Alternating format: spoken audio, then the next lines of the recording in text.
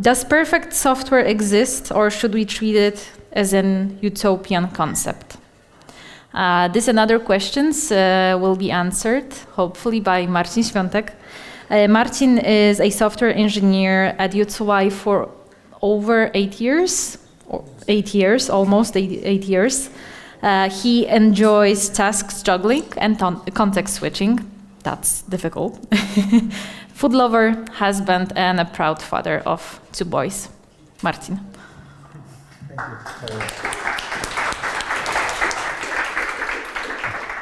Okay, so first of all, thank you all for coming here. And I'm really glad you decided to spend your time, your evening here, and that you decided to spend another half an hour listening to me, to my presentation. So let me introduce myself then. So as Karolina mentioned, I'm Marcin. I'm the husband of Monika. She's also software developer about the front-end part. And I'm the father of 2 little boys. You can see they're also into the business already. I'm a believer. I'm the member of Christian community Voice in the Desert. And I'm a proud UTYer. I'm saying all of this because actually those 3 parts actually define me, who I am and what I do. I've been working for UTY for 8 years already. I'm really glad that Marysia is there. She actually brought me here. Oh, she's somewhere there. And I've been working for STR, so the same project as Łukasz and Przemek, since the very beginning. And I've been working on various projects. Those were projects that are very close to support. And over the last few years, I'm the part of the support team. I don't remember exactly how many years, but it's been quite a while. So okay, maybe one more thing. So I'm not a quality engineer, so I don't have any, proper quality background, any training. So I'm standing in front of you as a software engineer. And I'm sharing with you my experience that I gained over the last few years being on this project. So I like to think that many people, they like by example. I mean, they learn by example. To the contrary, I learn more on lessons learned, on the bugs I saw, on the issues we fixed. So let me present the agenda. We'll start with a bit of theory. Then we will move to some examples. And we'll end up with some lessons learned that I will share with you. Well, that would be the warm-up slide, let's say. I like the meanings of the words. So, in fact, first of all, but the title of the presentation is Imperfect Software. However, maybe let's state the opposite question first. So what does actually perfection means? I just Googled it and found some meanings. So it's lacking nothing essential or normal, exemplary, not more or less. I really like that one. In excellent condition, without imperfections or blemishes, flawless, supremely excellent in quality or nature, and complete. In fact, the last meaning is very close to the original Latin word perfectus, which means, in fact, completed. Let's move on. So, what does actually the perfect software means? It should perform well. It should be portable. It should be easy to maintain it. It should definitely scale up. That would be great if we could rely on it. It should be reusable. It should be correct in terms of being in line with the specification. And yeah, at this times it's also good to be secure and efficient in terms of using different resources. We don't want to, spend like too much on it. So, in fact, all of it sounds great, right? However, we all know that it's very hard to satisfy all those characteristics in one piece of software. So basically the question is whether all of it is needed. For example, do you think that all apps need to be like real-time applications serving medical purposes? Or should all apps handle millions of requests in a short time? I guess no. So actually the answer is, the question is, what does the perfection, like the perfect software means in the context of your app, or of your app, of the project you're developing, of the business of your client? However, no matter what the answer is, there's one common thing. And it's actually the correctness. In all cases, we want the software to behave in a way that it was designed to. In short, we would like it to be bug-free. And here we come with the bugs. And more or less, that's what I'm going to talk about in this presentation. Oh, I just took this from Techopedia. I can read it out loud. In IT, a bug refers to an error, fault, or flaw in any computer program or a hardware system. A bug produces unexpected results or causes a system to behave unexpectedly. In short, it is any behavior or result that the program or system gets, but it was not designed to do. Have you ever wondered where the word comes from? I told you that I like the meanings of the words, so actually I also wanted to share that with you. So it actually predates the first computers. Thomas Edison in 1870s, in a letter to one of his associates, he refers to bugs as little faults and difficulties. And it seems that he already sees a need of testing before commercial release. Then there was 1931, and the Buffalo Ball game, which was a pinball game on Flipper. It was advertised as being free of bugs. Oh, and then the year 1947, and actually it's the first mention of the bug in the context of computers. It is actually the page, I'm not sure whether you see it or not, but it's a log page from the electromechanical computers log called Harvard Mark II, and there is the team actually pasted a dead moth that was found in the machine, in one of the relays, in fact. Okay. Let's move on then. So, the question is, why do they happen? If you Google for the root causes of bugs or software defects, you'll probably find it at the very top of most of the compilations. Poorly defined or lack of requirements. It's very important that, if we consider bugs as the undesired behavior of the app, it actually doesn't matter whether your code was implemented properly, whether it's passing all the tests, or it doesn't actually matter. As long as it doesn't do what the client wants, it's kind of useless, right? So that's why it's very important to specify requirements first.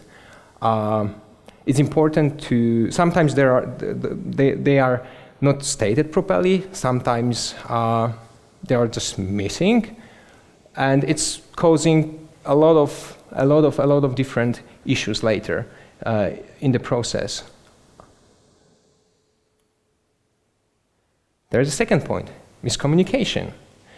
If we already have nicely written requirements, they need to communicate it properly, they need to be written properly, they need to be communicated to the team. It's not that obvious sometimes that the communication ends up on the development. That communication ends up on the development team. You probably know. Where's the pointer?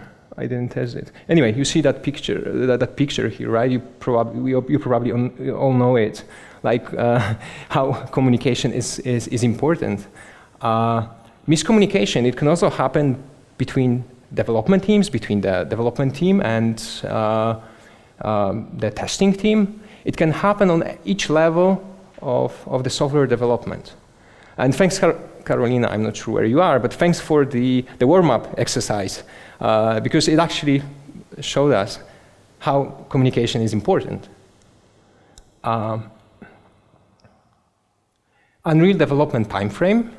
So we don't like working under time pressure, and we know there's like cost, time, and quality, pick two, right? So it's not good if we need to rush. Sometimes, however, I guess we as developers we work under self-imposed time pressures. At least I catch myself on it that you know I'm just trying to speed something up, but in fact I don't need to. Poor design or architecture. So it can be a result of little time at the beginning. It can be the result of little experience of people who are designing it. However, it can also be the case that when software grows, it is not always able to fit the current design. Like we're not adjusting the design or architecture to the new requirements, right? So there's a tendency sometimes, you know, to when we, for example, reach the end of the performance, just to bump up the infrastructure, etc., without actually changing the design. Sometimes we're trying, you know, literally to squeeze new requirements into the existing software, and you know that's how we end up, in fact, with products like that yellow car here. Human factor, we're just humans. We make mistakes. Some of us are less, some of us are more experienced. The more experienced we are, the more things we saw. On the other hand, we tend to be overconfident sometimes, so we just make mistakes. Poor coding practices. I hope I don't need to advocate this one. So the way how we write code, the way how we divide it, the way how we handle exceptions, everything falls here. Buggy third-party tools or code.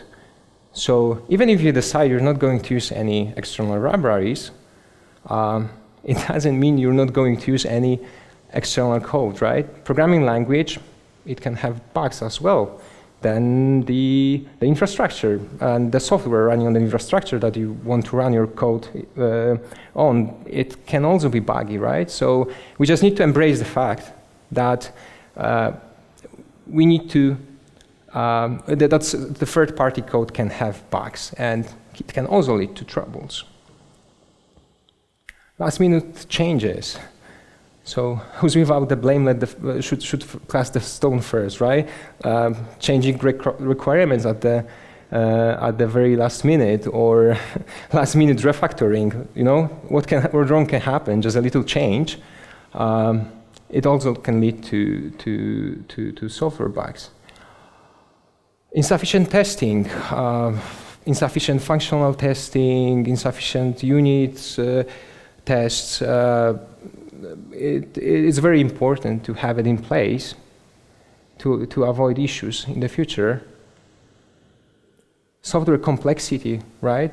Spaghetti codes, or actually it's about poor coding practices, but software complexity in terms of the architecture, like linking it all together. The software grow complex, and it's very hard to read it. It's very hard to maintain it, and there's more space to bugs. It's more error prone. Poorly documented code. Let's skip this one for now. I will just focus on it a bit later. But I guess it's clear. Lack of version control. So we need to have the version control. I cannot imagine, synchronizing changes, integrating different changes in the team of many people. When we lack this, it can lead to issues. Probably.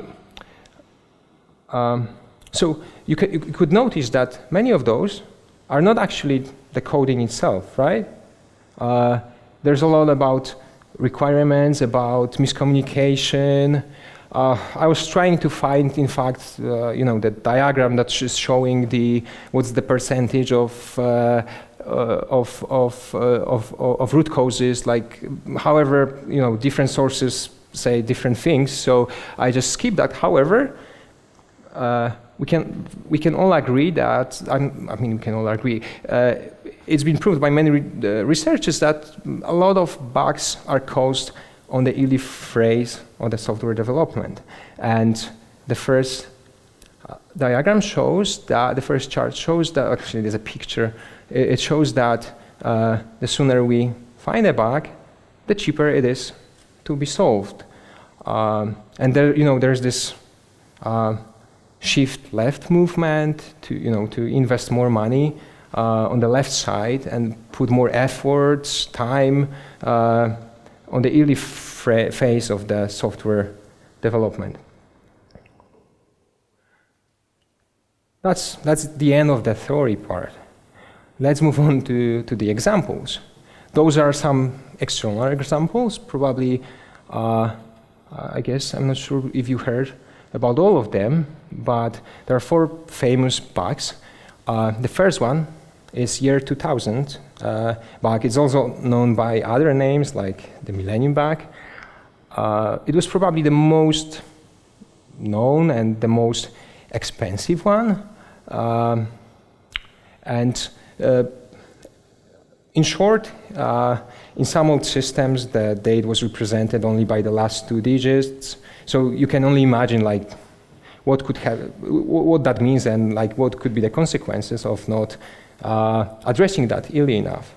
Thankfully, the awareness of the issue grew much earlier, years before year 2000, and a lot of money was invested. It is estimated that globally it was more than $300 billion. With current inflation rate, that would be probably around $500 billion. Only in US, it was more than $100 billion invested to prevent that issue.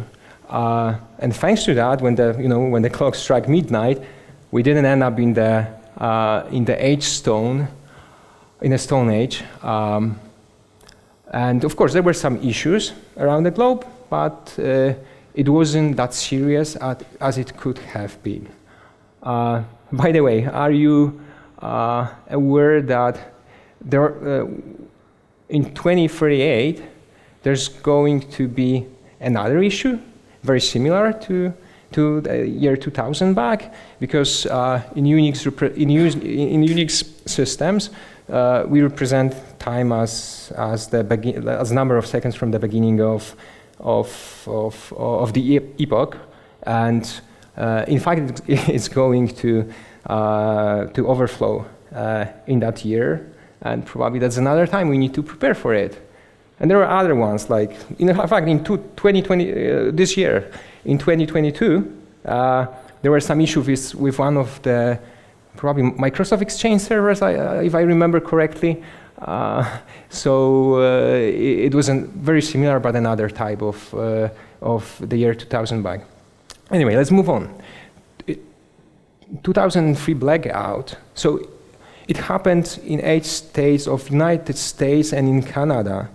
It was a very, like there were, it was the result of the series of events that happened. However, one of the main reasons, one of the main root causes was the failure of the monitoring in one of the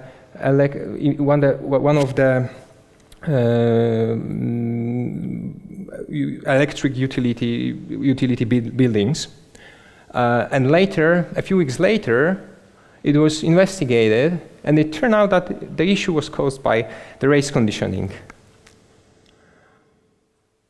The next one, Ariane 5 crash. So it was June the 4th, 1996. It was French Guiana, and the rocket was speeding up into the sky, and after 37 seconds, it actually rotated 90 degrees, and after a few next seconds, it exploded. And the explosion was caused by the self-destruction mechanism. What happened there? After they, managed to find all the pieces, all the necessary pieces across the huge part of the land, it turned out that there was a value representing. I don't remember actually the name of what it was representing, but it was some kind of there was a value that was representing the rotation, the angle, in fact, and it was represented by 45-bit floating number. However, computer software, it was trying to cast it to 16-bit integer. And as long as the acceleration was slow, it was good. But at some point, it just overflew, and the crash was inevitable. An interesting thing is that they actually ported software from the Ariane 4 mission, it wasn't the issue there. And anyway, it was a complex problem. It costed $500 million, so we can imagine it was tested. It was heavily tested. I have a link to the article describing that, so I can share that with you, so that you can read more about the root cause analysis they performed. And the last one is 1991 Patriot defense system, missile defense system issue. So it was February 26. One of the missiles, it was called R-17 or SCAD, it actually hit US barracks in Dhahran, it was Saudi Arabia, killing 28 and injuring 96 soldiers. Interestingly enough, earlier in February, Israeli forces reported an issue with those with Patriot system. They noticed that the continuous work, 8 hours of continuous work of the system, is actually it's causing the target loss precision of 20%. 20 hours of using it makes it, the inaccuracy grows that much, but that it's impossible actually to target and intercept the missiles. So the fix was issued a few days later. However, because of the war, it was impossible to deploy it everywhere. And unfortunately, it wasn't deployed in that place. They deployed that the day after the disaster. And what was the issue there? It was a rounding issue. So the system stored time in 24-bit registries. They actually stored how many 1/10 of a second passed since the launch of the system. 1/10 of a second, well, actually 1/10 has infinite binary representation. When you try to feed it into 24-bit registry, we're losing precision. It's small enough, right? But when it's running for 100 of hours, it sums up to 1/3 of a second. It doesn't sound much still, but if you take into account that the R-17 missile, it has a speed of more than 1,600 meters per second, in 1/3 of a second, it already covers more than half of a kilometer, and that's enough for the system to miss it. And that's what happened.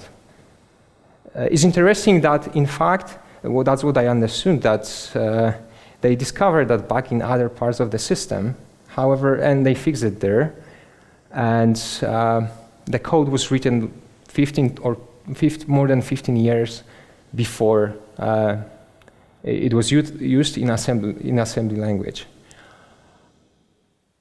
Okay. Let's move on to closer here to some in-house examples. So I have 4 bugs to share with you. In fact, at the beginning, I thought I would, I would walk you through them in more details. However, because of the complexity and different factors involved here, I wasn't able to do that precisely. So, but anyway, I hope I will show what I mean by them. The first one is group concat issue that we experience. Actually, it's not the real code. It's not I just prepared it to show you the case. Don't wonder why we would do such a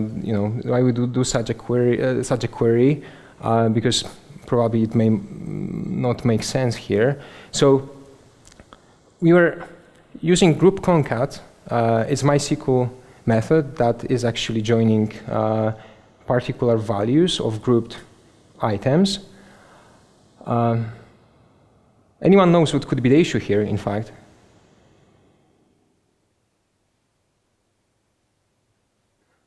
Okay, so everything is fine as long as the number of grouped items is low enough, because in MySQL 5.7 that we were running at that time, group concat max length default value was 1024, which turned out to be too low. So in fact, we were cutting the one of the values. It was still integer, so it was still a number. We weren't finding this ID in the database.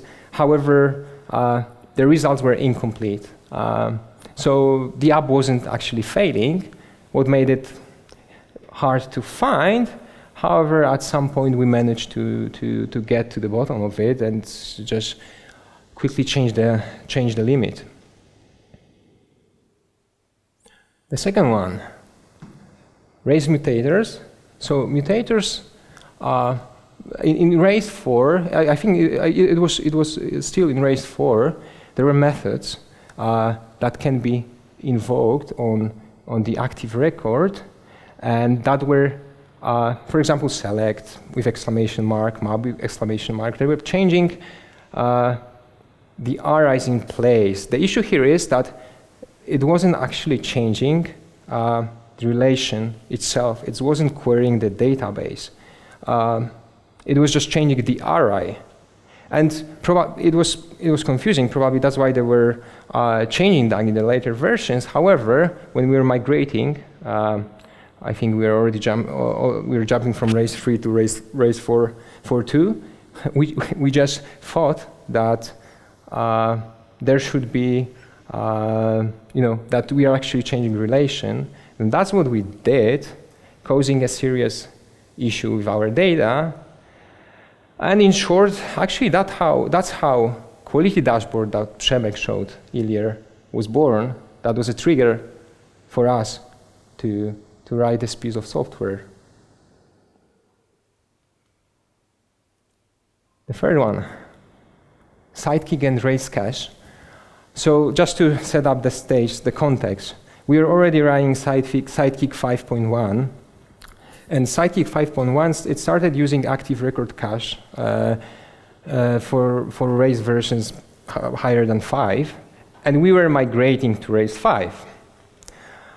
And we have this piece of code that is actually doing this using this active record query, like a model, and we're just picking up maximum.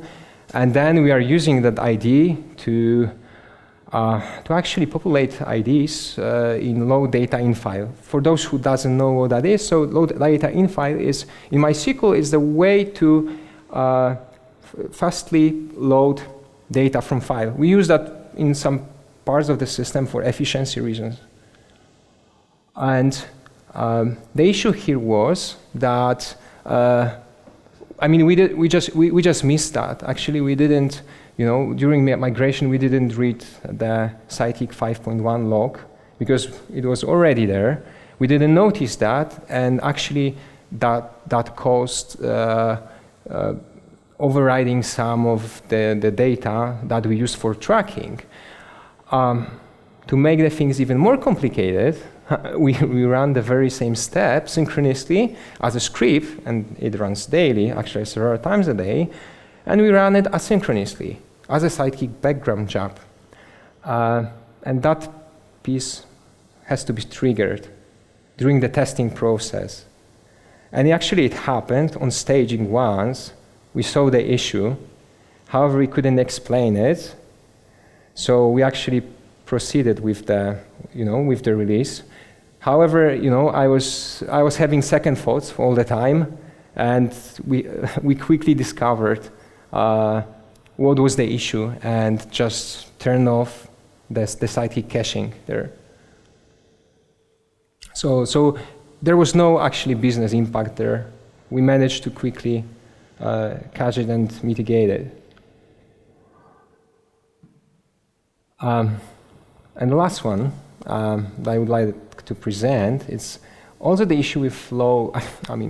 I don't like saying it's the issue with load from infile because it's complex. There are several factors here. We call that bug 911 because it actually happened on that date. So, as I already mentioned, for performance reasons, we use data load infile to load metrics data into the database. And we are looking for some optimizations with garbage collector, and we decided, as a part of optimization, to reuse hash object. That is used by data load file for two tables. And we missed the fact that ID for the first table was pre-generated in the app. For the other was auto-incremented. And we started overwriting some old reports data in the second table. And that was the trigger for creating Hermes. And Przemek mentioned about it. If you want to learn more about any of those, just grab me after, or me or someone else after the presentation. I don't have enough time to get into too much details, but maybe I can tell you a bit more later. Okay, so now the last part, lessons learned. So it's not the question if the bug happens, but when. And most importantly, is the question how. We are going to be prepared for that. Do we have backups stored? Do we have failover mechanism? How long does it take? Or have we tested it so that we know how to do that? Bugs are usually a consequence of a series of factors. It's not black and white. It's not like we're going, today, Clip just, he admitted that it was him who caused the bug. It's actually it's not that simple, right? Bugs are the consequence of series of factors. In the examples of Ariane 5 and other examples that I shared, there were different factors contributing. And so it's not like one person to be blamed. Sometimes it's the process to be blamed. If there are not proper proper testing setup, if there are like no code reviews. There are like each piece of software, each piece of code should go through many different steps of verification. And having a bug on production means that something failed on all of those steps. And don't take anything for granted. There were, sometimes we like to say, what can happen? We take for granted that some external app would work. Some external library would work. So we shouldn't do that. I already saw many weird things, and I would say that nothing's gonna happen, but it actually did. Once I remember, I removed the. It was instance variable in a view. It was a very, very old code. And I thought that, it's not used anywhere, literally anywhere. And it happened. It happened that it was, and I introduced the bug in the production. So I learned not to take anything for granted. Each bug makes us stronger, more aware of the complexity of the system. Each tool and validation has its own history. Quality dashboard, Hermes, there are plenty more validations that we have. Those are the tools that Przemek mentioned. We have data integrity checks. We have some other mechanisms that should tell us about the issue. Using, I refer to that mechanism into places. So yeah, it can be dangerous. Use it with caution, especially if you want to you override. Use your own IDs, not IDs, not incremented one, not auto-incremented ones. It's also good to use it with not to use it with replace option. Actually, that was one of the reasons in 9/11 bug that we had by default option there was replace, not ignore, and that's why we started overriding old reports. Luckily enough, we had bugs up stored, and we quickly managed to recover. Tech debts exist. Sooner or later, we'll have to pay it back with interest. Sometimes we tend to forget it. Our code base is more than 10 years old. We have, old parts that are not that great and are hard to maintain. There are really nice pieces of code that we wrote in the recent years. However, as developers, we also need to tackle with the old parts as well, and those are probably more prone to the errors. Business versus tech, right? What I mean here is that there always has to be this balance of business side and versus tech side. Business tends to have features, right? We know that. Tech, they want to have a nice code, maintainable, error-free. Business, of course, also want that. And it's very good to find a balance, because it's not easy to fix everything at once, because it costs. And it's good to make your client aware of the tech debt and what consequences it has. And we are very lucky on our project that the people on business side, they are with us in here. They understand the concept of technical debt, and they let us reduce that technical debt and improve our design, our architecture. Of course, Rome hasn't been built at once. So step by step, let's have a plan, right? We should have some kind of a roadmap and just implement it with each project. Keep all the dependencies up to date.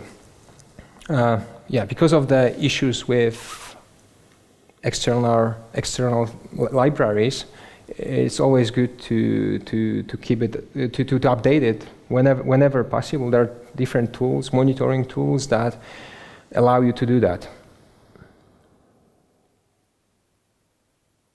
diversification in testing. So different approaches and tools. Like, of course, we have unit testing. We have EC2 tests. We have like some tests written in Selenium. So we do manual testing, right? What I learned is that many times one type of testing didn't catch the bug. However, the other one, it did. So it's good, to have it covered in many places, so that there's this failure mechanism that whatever happens, it will be caught sooner or later. Not all the parts of the system have to be equally tested. Some parts of the system, are more crucial than the others. For example, for us, the front-end part, which is the presentation part, if the bug happens there, we can revert it. We can fix it quickly. Like, it's not that important as data. The data is our product. Data is like bad data. No data is better than bad data. That's what one of our product owners says. So basically, of course, we need to focus more on testing the most crucial parts. And that's what we do. Like, we pay more attention to those parts. It doesn't mean we need to ignore the others, but let's have a focus set in the right place. However, interestingly enough, that front-end part, basically it's bugless. Like, I don't remember fixing anything there. That's how it is here.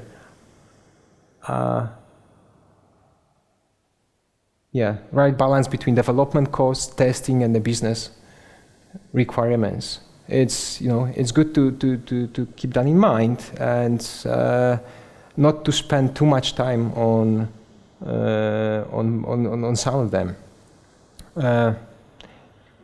Specs for specs, like, it's not the goal itself. Like, of course, it's good to aim at like the code 100% code coverage. However, sometimes it's not that easy to cover all the paths. Let's determine which are the most important ones, which more are the most crucial to the clients, and let's start with them to cover it first.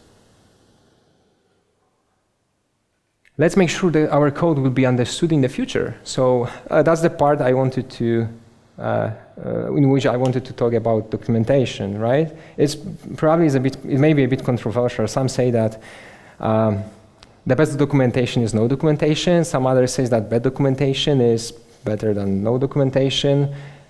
Not sure where you are, but it doesn't matter. Like, I guess that you will all agree that documentation is changing pretty quickly.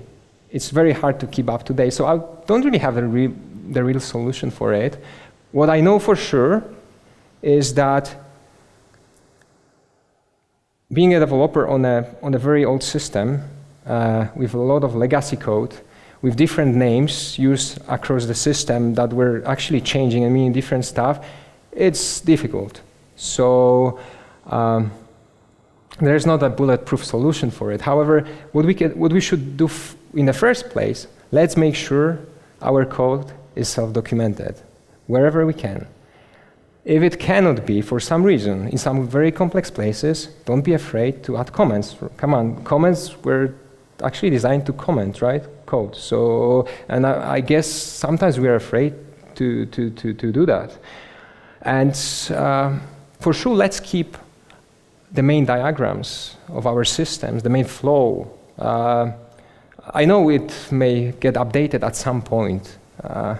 However, let's do our best so that people who are working in the future on our code will understand it and would know what we meant. Sometimes when I look at my code from the years before, I actually don't remember what I meant. So yeah, easy to say, hard to achieve. That's an interesting one. It seems that sometimes bugs happen more frequently in the post-launch phase. In the projects we have the main implementation part, and sometimes we have post-launches with not the crucial part of the new functionality that was supposed to be released. And sometimes, so we tend to be more focused in the first part, and then we're kind of more relaxed, and it can happen that in that phase more bugs can happen.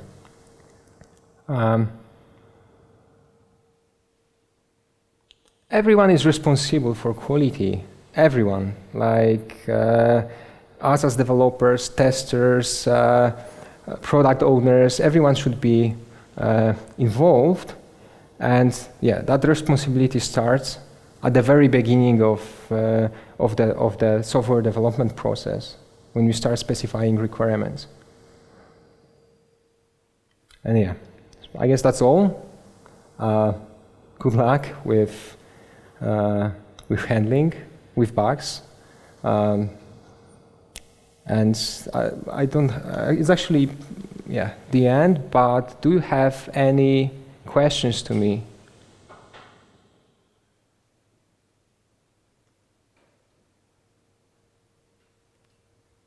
No? Okay. Okay, thank you very much.